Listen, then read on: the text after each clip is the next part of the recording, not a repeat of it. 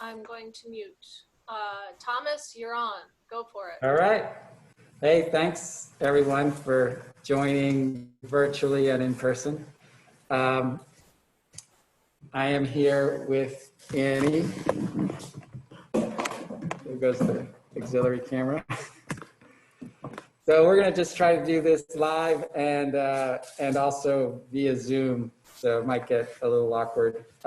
We'll have to kind of stick close here to the laptop so that you can hear us, but we could always carry it around because it's not tethered to the wall. I first want to thank Virginia for hosting and also for putting together the virtual gallery tour of this show. So if you want to see the individual pieces, you can go to the NOMA galleryfrederick.com, and there's a link there to all the pieces in this show to look at any time. I'll put the address in the chat for you so people can get it. All right, great. And let's see. So this is an exhibit that Annie and I put together. It's called Life and Limb. And although that usually refers to like a dire circumstance where you're putting your life at risk and your limbs at risk, our focus was on the positive side of life, that it's growth and renewal, and limbs refer to tree limbs, strength and wisdom and our connection to nature. So that's the theme of the show. And if you haven't been to the space, I guess, you know, one striking thing about the space is the leaves on the floor. So I'll just talk to that real quick first, since it was an idea that I had about a year ago when Annie and I decided to show together. Was just an extra sensory facet to the show. I collected the leaves almost exactly a year ago and stored them in Nan's barn. And so it's a way of bringing the outside in, and there's noise when you step through the gallery and you smell the leaves when you're in this space. So I think it puts people in a different space, a little bit off center, so that they're viewing the visuals from a different perspective is really the reason for it. It made it a little bit slippery, but thankfully no one has fallen. They've been trampled quite a bit and they're starting to turn into dirt, but that's what they should do. The other thing I wanted to say is how great it's been to work with Annie. And I think that we both have the same sensibility towards nature and being outside. So we really meshed with working together. I was really crunched for time because I was putting in a big piece in downtown Frederick. So we couldn't spend as much time together as would have been ideal, but the time that we did spend was really great, and we collaborated on 4 pieces. And I think even though we have the same sensibility about nature, our approach to making art is completely opposite. I'm a thinker and a planner, and I generally start with a concept and then visualize it and sketch it and then work it and think about it some more and then figure out how to make it and then execute. And I allow myself to take risks and to make mistakes and use those mistakes and turn them into good things. But but still in the end, the piece ends up looking very much like the sketch that I started from. And Annie, I'll let her speak for herself, but my impression is that she starts and the process becomes the creation, and it steers itself and she steers it. And I really admire her paintings, and I really admire that work approach. And I think it speaks to, I mean, I guess what's obvious is the 4 collaborations that we made are 4 out of the 5 pieces that sold from the show. So the collaborations were successful enough for people wanting to own them and put them on their walls. So that's pretty good. I guess I'd like to hand it over to you so I'm not blabbing much, and I could come back and just talk about like some of my individual pieces. Yeah, sure. Oh, no. There we go. Okay. Hi, everybody. Thank you for joining us. Hey. Thank you, ladies, for joining us. Thanks, Lil. And Virginia for organizing. Oh, there you are. Thank you. And again, Thomas, thank you so much.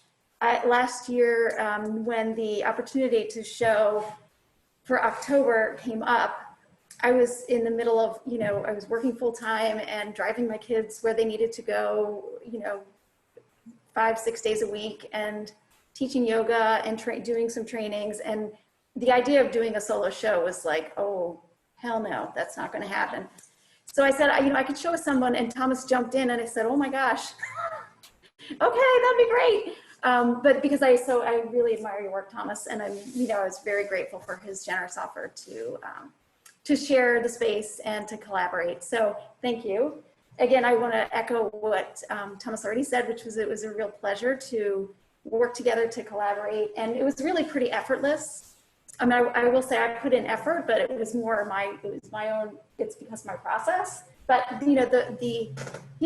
Thomas he really created the container for all of the work, I think, to merge and to find its own expression. And thankfully, our different approaches seem to work in sync. They seem to be a good match. The idea of, I guess, I think, Thomas, you came up with, Thomas was the leaves. Thomas is the multi-sensory experience guy. And he also came up with the name, and he was very generous and lobbed a few things out there, but has really been the engine behind this whole process. So, I do want to be really clear about that. And thank you for, he's the executive in retirement. So, but, if there's a role to be filled, I will fill it. And if you got all that stuff going on, I'm happy to step in where I can. With regard to the theme, Life and Limb, yeah, I agree that we both really do have a great appreciation for the natural world and a real, just a love for the experience of being outside, for, for the sensory experience of hearing the leaves when we walk through the woods, or smelling the leaves when we, when they're starting to turn themselves into mulch. If my fingernails aren't dirty, I probably didn't have a very good week.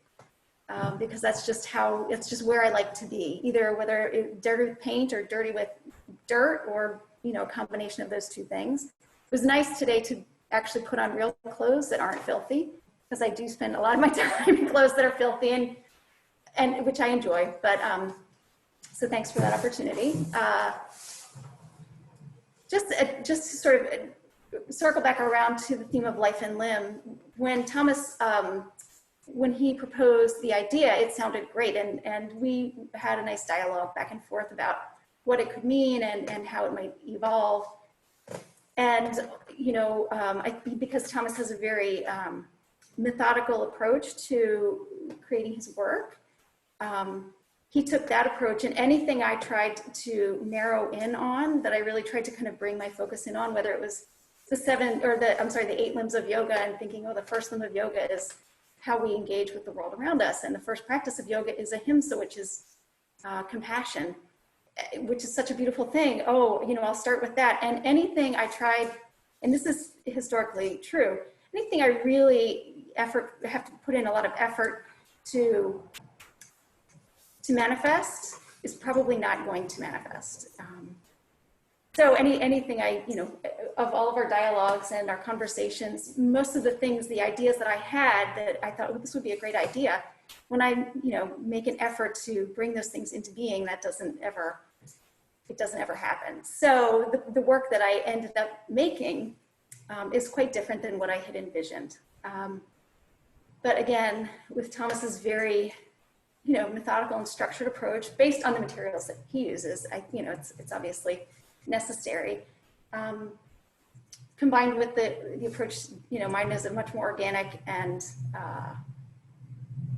it's sort of like a meditative process to just sort of be in the present with whatever's happening. And I move a lot of paint around and I make a lot of mess, and I get really frustrated when I when I can't figure out what this thing wants to be. But eventually it comes together, and yeah, so it's interesting how our two different approaches really did seem to, you know, find a harmony that I think works really well. It was funny the week before. I mean, I really so admire your work, Thomas. You know, and the week before, yeah, about a week before we were hanging, you know, Thomas said, "Hey, you want to do another collaboration?" I said, "Sure." And so I went to pick it up, and it was a frame that was twice the size of anything else that I have done, and it's so beautiful. I thought, "Oh crap, I'm never going to be able to fill this frame." And it was really, I mean, it was really daunting because the frame is so, it is so breathtaking on its own. I thought, oh my gosh, I'm going to tell him to just put a mirror in it and let it be done. Maybe I'll ask you to make one of those. But it was a really good reminder for me that this is my process. My process is not, you know, it's not goal directed, but it's internally driven and it's process driven. And that if I trust the process, that things evolve in the way that they should being in a way that's satisfying to me. So, and that was really fun. And the fact that it got done in, you know, in like 5 days is miraculous. And but it was really satisfying. So thank you for pushing, you know, that was a good challenge for me. And I was so close to saying, it can't do it. It's not going to happen, but I'm glad that I, you know, had the motivation because the frame was so nice and I didn't want to give up. So, yeah. You guys, Virginia, do you want to toggle, or should I take and show it? Let's see here. I think it's up to you. I think it's up to you, Thomas. If you want me to. Yeah. Can you, could you do it? I can share the screen and I can go through, you know, all the ones that are there if you guys want to watch, and then if there's something specific you want to talk about, or if anybody has a question, that's fine too. Yeah. But we're also. Let's see. Can I share the screen too? Because I have it open. Yeah. You have to give me permission. I will in just 1 second. All participants. There you go. So you can share. Oops, I didn't need to share mine. I'll stop sharing mine.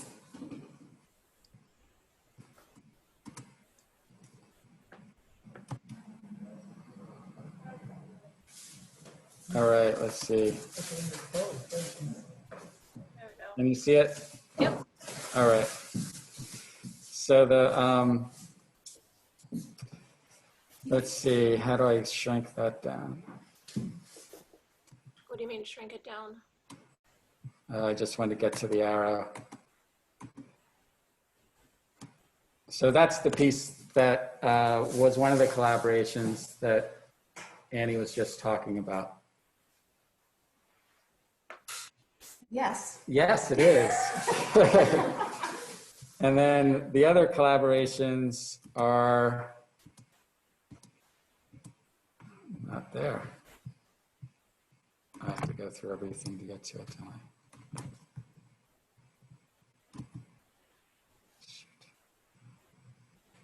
Let me just ask people on Zoom, can you see him sharing his screen? Because I'm seeing it, but I'm also seeing his not sharing a screen in the corner. So if anybody on Zoom is not seeing the artwork, let me know right now.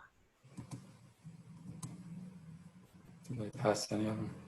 I'm going too fast. This is another collaboration. I just did a simple frame with a protruding limb.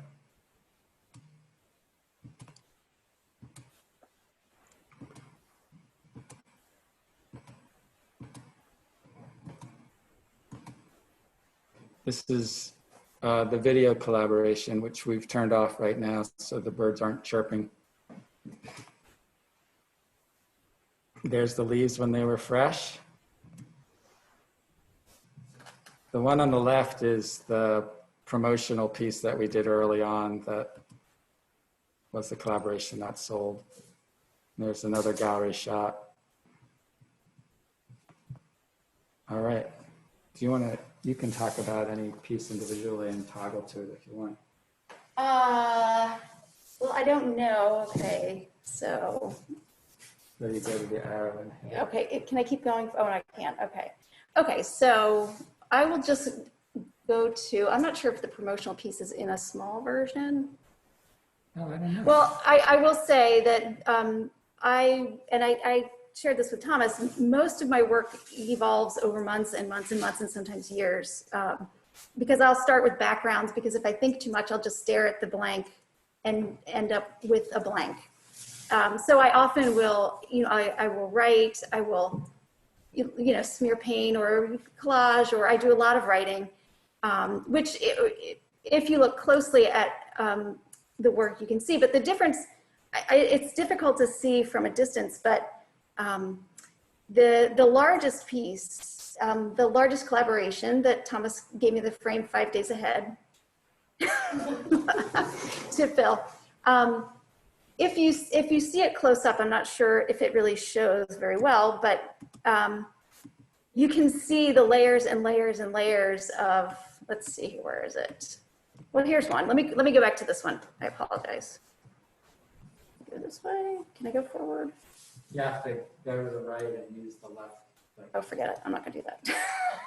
No, don't hit that one. Don't hit that one. That will make it go back to the, unless you want to go back to the main one where it shows all of them, and then you can pick which ones specifically you want. Well, let's see.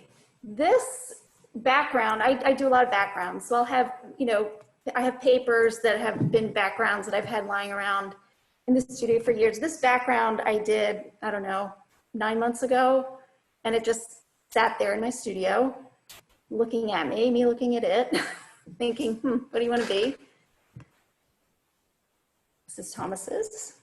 When you say the background, did you mean, on that one, did you mean the background without the nest and without the branch? Yes. Just the black, blue, and the white. What exactly are the materials that you're working with? And that one is, I think that one is entirely paint and an image transfer. Oh wait, that's not true. It's paint, image transfer, colored pencil, some crayon. Yeah, I think that's it. Let's see. Okay, so this one, again, I'm not sure if you can see, but this one, because this was a really quick turnover for me, there are layers and layers and layers of writing and frustration and angst and distress and, oh my gosh, I'm never going to get this done in time, that are then sanded back and painted over and sanded back again and painted over again and written over. But for me, that's really how, that's genuinely the only way it works. And that's, that's really, and thank goodness for Thomas and the container, because without the container of the frame, I don't know, it probably would never have been done. I certainly would never have said, oh, I think I'll make a big one. So that's just not, it's not really my style. Let's see. You've done big paintings. Yes, I have, it's true. I've done a few big ones. But, okay, so I can't, I don't know how to, anyway, but there's another, the one with the crow, which I don't know how to get to, but the crow has been, it's a piece of paper that was in my studio for about 8 years. Just a background. I did it when I was in a certain studio. It's been laying around, it's moved from here to there. And, in the last 2 months getting ready, I thought, oh gosh, what am I going to do now? What am I going to do now? What am I going to do? Well, this is a background that doesn't scare me because it's already done. you know, it has a lot of writing in it. It has some texture, it has some color, it has some collage, it has some things that take the overwhelm of a blank piece of paper away. And it became something, but it was much quicker because I already had the background. I didn't start with a blank. So I don't know. I mean, I don't really have a whole lot. The sculptural pieces that I did are, it's from wood that I cut at my mom's house, which used to be my grandfather's plant nursery. And so I went out into the woods and I cut down a number of limbs, which, you know, I had big plans for, but 2 of them came to life. And they're done with encaustic primarily. And for me, they really represent my connection to trees in particular because of my grandfather, who specialized in rare and unusual trees and shrubs. And he had such a great respect for the beauty and the uniqueness of each and every tree. And so I feel like I have a really deep connection to trees. And, you know, I have my yard is full of seedlings that I've dug up out of my mom's, and, you know, plants that he originated or that he identified for the first time. And so, but those are, you know, to me, the trees, like the way that they root down into the earth and they create community, and they connect with one another. And if one is at risk, they send out hormones to let the others know, like, be aware, you know, draw yourself in, protect yourself, like a fight or flight response. You know, I just think it's really beautiful. And I feel, you know, I feel very connected. It feels like family to me. So the tree theme seemed to be a good one for both of us. Yeah. I love it. Yeah. So I'm gonna step out and let you go ahead and. All right.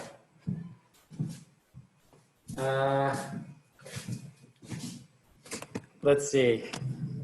Virginia, you're blasting through them. I was sharing mine while she was talking about the trees so that we Yeah. can see them. So, but I've stopped that now. So you guys. Okay, I'm going to talk about a couple of pieces. One of them I think is kind of funny.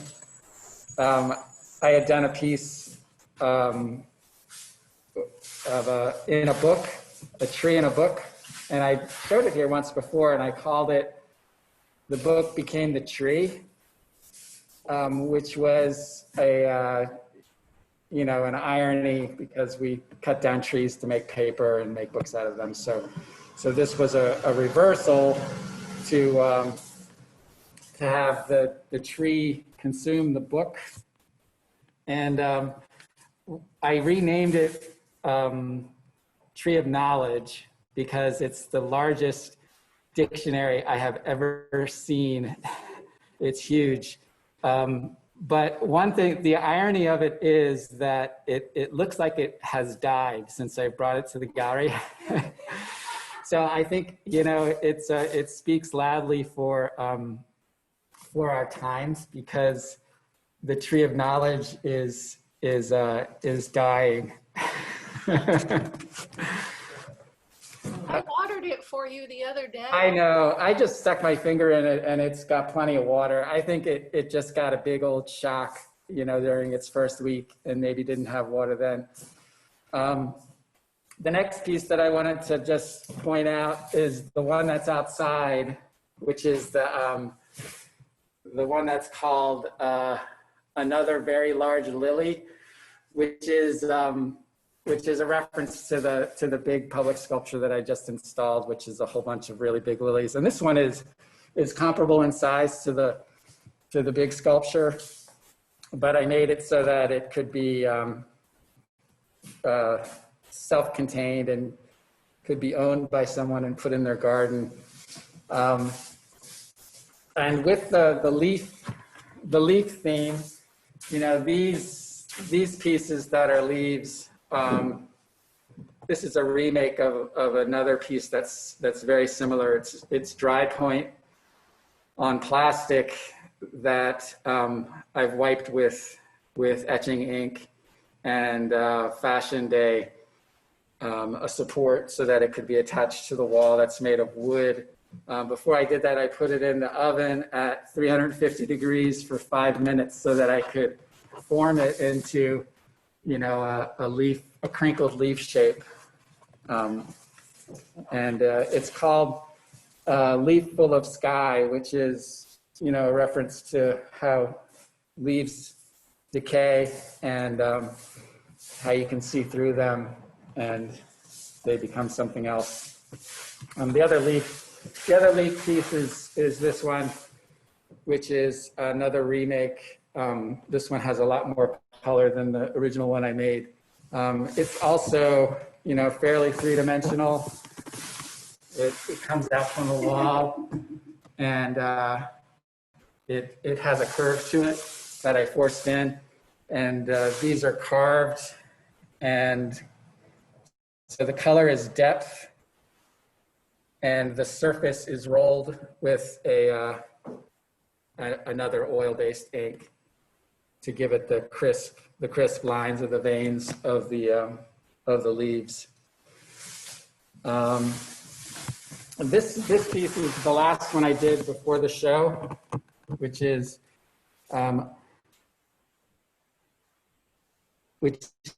called "We Devised a Plan to Set It Free," and the original title was much longer. It was they said they were preserving it, but it was unhappy, so we devised a plan to set it free. And it's a reference to how humankind tends to try to control nature and possess it and, you know, do things to it. So setting it free. The ladder, I thanked Jim for letting me use a ladder. I know he said he didn't have ownership of ladders, but anybody could use a ladder. And the piece that's on the ceiling really doesn't reproduce very well. And it's supposed to continuously turn. There's a fan up there that just doesn't have enough blow power to keep it going. But it worked pretty well when I was making it outside, so I think it'll do well outdoors and keep spinning. And that's called reconstructing a tree. And if I add more leaves, I think it'll probably go faster. Maybe we should open it for questions so that it's not so boring. Does anybody have any questions? Yeah, if you want, you can unmute now and ask questions, or you can put them in the chat. Or anybody here have questions? Nothing. Well, I have a question. All right, cool. Oh, so like you seem to have mastered many different media. Do you like to just research different media and try them out, or is this stuff that you've known how to do for a long time and you're just now creating cool stuff from it? Like, I'm talking about the difference between the one leaf in the window and the one that you showed us, that kind of thing. Yeah, I mean, that's a really good question. I really do love to understand how things were made and to make things. And I have learned a lot just from doing, and I used to work in industry, so I learned a lot about manufacturing, working in manufacturing. And I like to try everything, and I love tools. So tools, especially tools that make it easier for you to create what you're creating. I'm not a hammer and chisel person. I'm a router and use whatever tool gets the job done as quickly and easily as possible. So it is a lot of fun to combine the different things I've learned into pieces and be able to go to that tool and use it to, like, some new tools that I've just acquired, the planishing hammer, which just pounds metal and makes it different shapes. I really love it, and I've been using it a lot. I used it for the reconstructing a tree to make those leaves. Of course, the welder, you know, it's doing work outside and making things out of steel and stainless steel. I've loved learning that technology and putting it to use.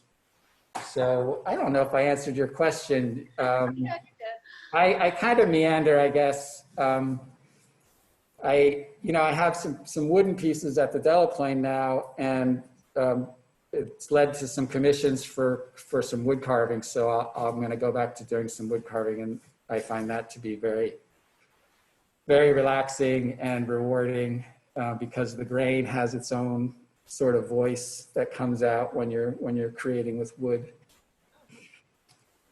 as Clifton very well knows.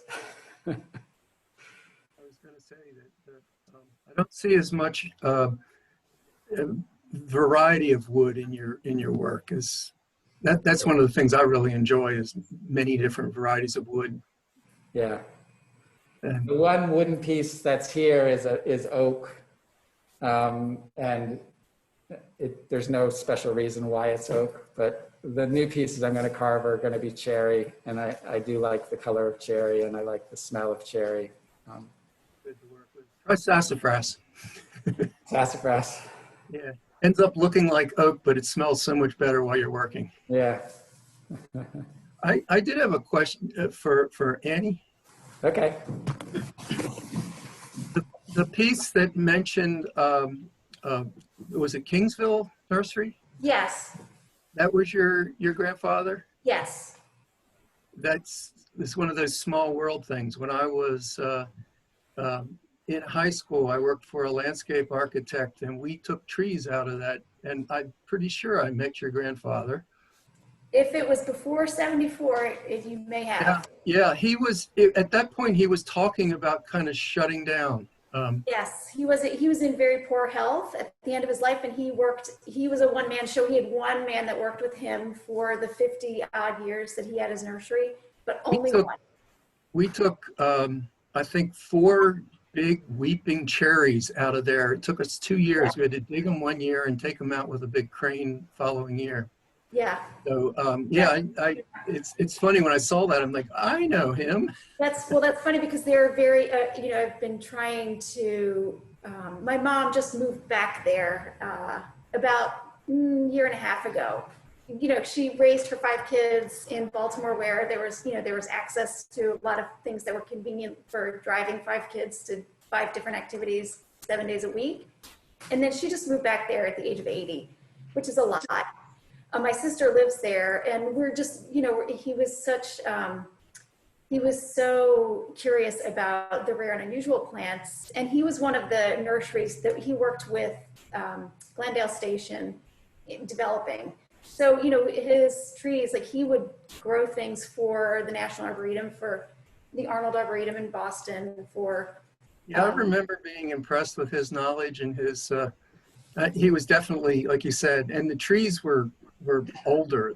That was the place we could get really mature trees. Yeah. And he really knew what he was talking about. Well, that's so funny. Maybe I can get your contact info, because we're having, at this point, we're really just, you might be interested to see it now, but it's so beautiful. But yeah, imagine that a lot of the trees that stayed there are probably just gorgeous now. Well, it's, like what I guess it's about 100, probably 90 to 100-year-old,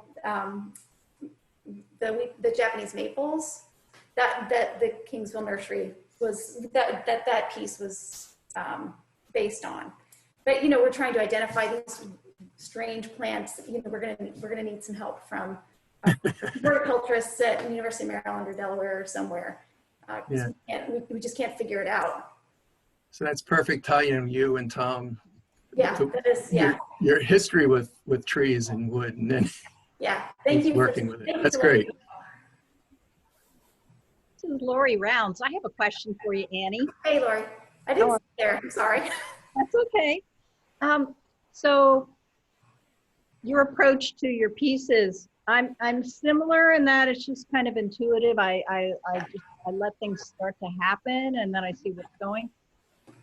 My question is, how do you know when a piece is done? I never do. Yeah. I'm always like, it's not quite done. I told Thomas with the big one, I said, well, I think I'm gonna have to keep working on it every time I sit at the gallery. I'm just gonna take it down and work on it because it's not quite finished. So usually I actually need somebody else to be like, stop what you're doing right now. Don't touch it. Okay. You know, and fortunately, Lily, I have Lily, my daughter, at home. And I can be like, is this here or here? Like, you know, so I usually need that external Yeah. feedback, and it's okay if I have time to step away from it. Then I can come back, you know, the next day or the next week or the next month and think, oh, okay, I think it's done. But if I don't have that time to let it breathe and become a, you know, have a life of its own, I have no idea when it's finished. I just, you know, it's that perpetual sense of inadequacy, you know, like, or, you know, like the imposter syndrome. They're going to figure it out that I'm not a real artist. You know, so I have to fix it so it's right. Well, I enjoyed that workshop I took with you. It was a weekend workshop back in 2012. Yes, I remember that. That was fun. Wonderful. Yeah, it's just great. And your work is beautiful. Thank you. Thanks. I have a question for Thomas. Okay. Okay. Hey, it's Lily Round. So I'm in 2 weeks, I'm going to be starting a 3D, like an introductory 3D workshop, and it's online. It's through Zoom. The artist is in Chicago. Uh-huh.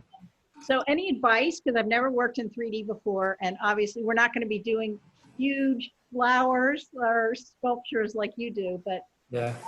you know, just transitioning, thinking about working in 3D. Any advice? Well, I mean, my transition was to go from flat to low relief. So I've done a lot of low relief wall hung carvings. And the one class that I have taught several times at Common Ground is called Opening Doors, which is, you know, allows the students to deal with lots of surfaces, the inside and the outside, and their relationships to each other, and you know, carving and the application of color and that sort of thing. Clifton teaches a different wood carving class that is more positive and negative spaces. So, do you want to speak, Clifton?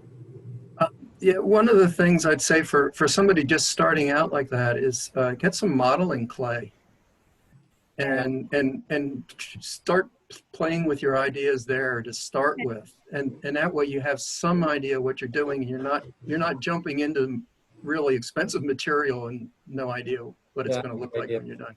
That's great. Two great ideas. The model. Yeah.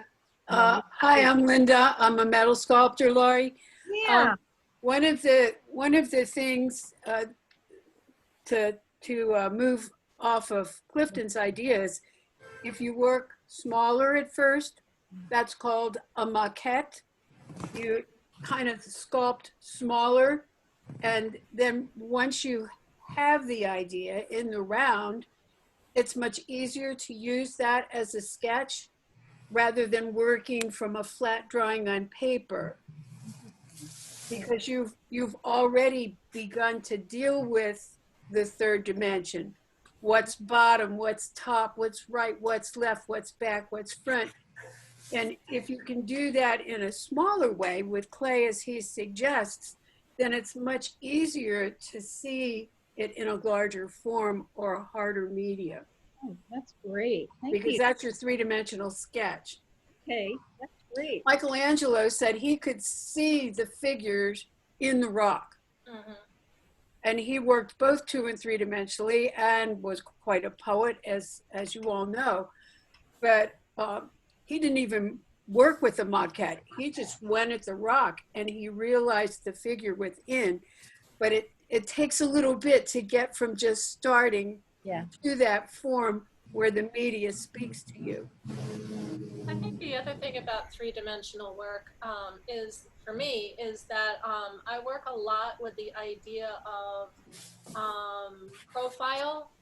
And the profile, when you're working two-dimensionally, is two-dimensional. So, you know, you're working with profile and negative space, and it's all two-dimensional.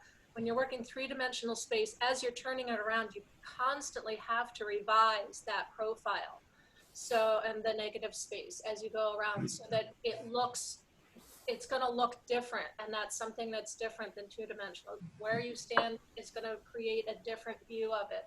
And you have to be okay with, well, I'm not okay with 100% of the views around my pieces, but I'm usually okay with a bunch of them. So that's another difference. Thank you. Point I'd add to that is that you're also, when you're looking at one angle, one side, you need to have something to, instead of, it's not four-sided, you need to have something that draws you around the piece. And that's part of a good design, is something that makes you step to the side and keep moving. Well, thank you One all. thing that works really well you may have in your home already is a lazy Susan, or something. Some of my plants, I sit on something that turns all the way around so I can change the relationship to the light. And if you have that, it's so easy to move it around and keep looking at it from all angles. Jim Paulson, one of our Common Ground sculpture teachers, was a mentor to both Cliff and I in grad school. And the course that he did this summer, we did 2 pieces in a week of about 15 hours. One of them was a container into which we assembled whatever we wanted.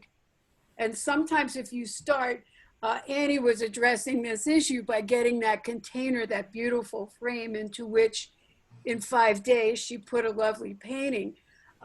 Sometimes if you have a container in which to install your ideas, that makes working in relief, which is a slightly flatter form of sculpture, a little easier. And then working 3-dimensionally in the round, found objects are always an interesting way to go. If you bring together a group of things and assemble them, that's an additive form of sculpture versus a subtractive form. I don't know what your instructor is gonna have you do.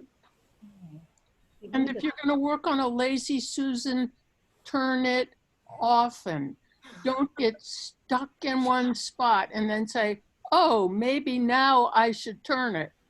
Keep turning it or you're going to end up with dead spots.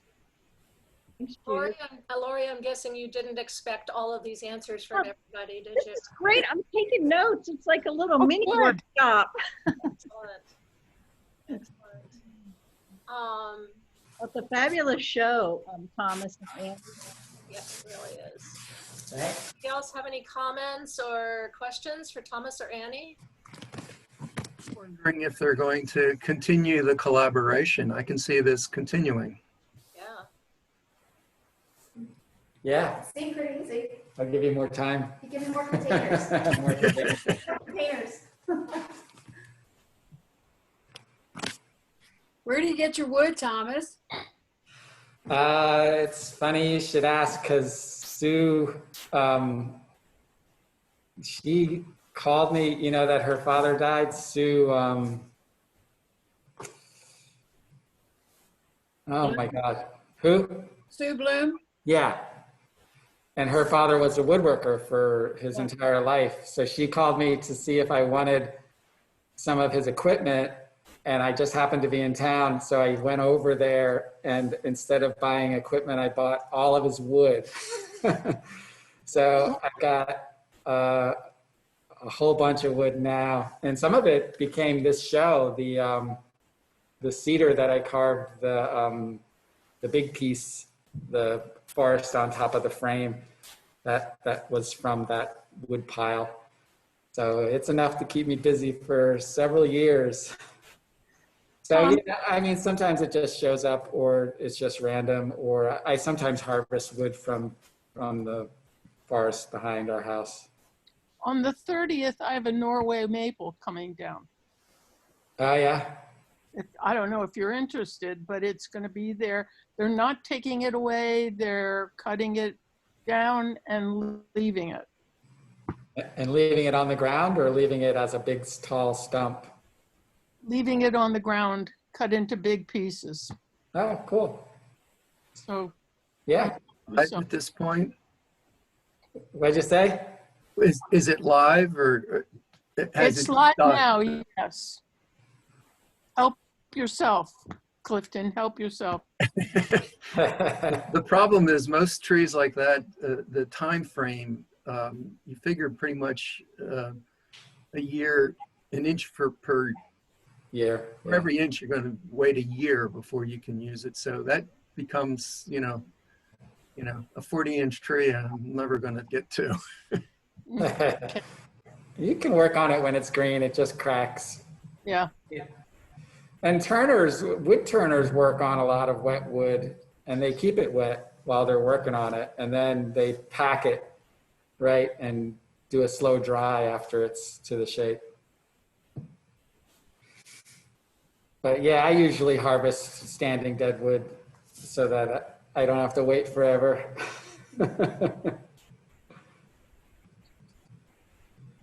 Are there any other questions or discussion, observations? Well, there's one note from Cheryl, who evidently had to leave. She says, wonderful collaboration, Annie and Thomas. Thanks much for the talk tonight.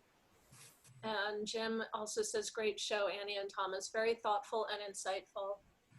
And I just wanted to say, I think it's cool because having done now 2 Zoom things, and the last one was with Harriet, and it was about trees. It was Yeah. photographs of trees, and now we're It seeing is funny. trees three-dimensionally and painted. So I think that's very cool that there's sort of a theme going. Yep. And just to let you know that there will be a new show coming up next month, which is Linda and Judith are doing their show. We have one more week. No, we have 2 more weeks of Thomas and Annie. And then at the beginning of November, we will be switching up. So, and there will be another one of these artist talks, I think, on the 3rd Thursday. So keep an eye out for that. We'll be putting it out into Facebook, and I think we'll also send it out as an email blast, and it'll be on the website, on Facebook, as much as we can get it out. We are doing gallery talks every Saturday. Judith and I are sitting, she's the early sit, I'm the late sit, and where we overlap, we're going to be inviting guests. Hopefully Cliff and our mentor, Jim Paulson, and some of the Baltimore sculptors can all come one of those Saturdays, and we'll gear our gallery talk specifically to techniques and conceptual development of the designs and stuff that sculptors would be interested in. We're putting together groups of people that we're going to invite for those talks because our gallery capacity, of course, is limited, but each week we'll be addressing the audience who's there with specifics. And of course, since we'll be practiced, our gallery talk on 3rd Thursday will be really refined. Right, Judith? Yeah, right. Yeah. That's good to know. I will be taking notes then, definitely. Thank you. Well, what do you think, Thomas? Is there anything else? I think we're done. You think we're done? I think we're done. Okay. Well, thank you. Thank you, everyone. Good job. Thanks everybody for showing up. Stop the recording.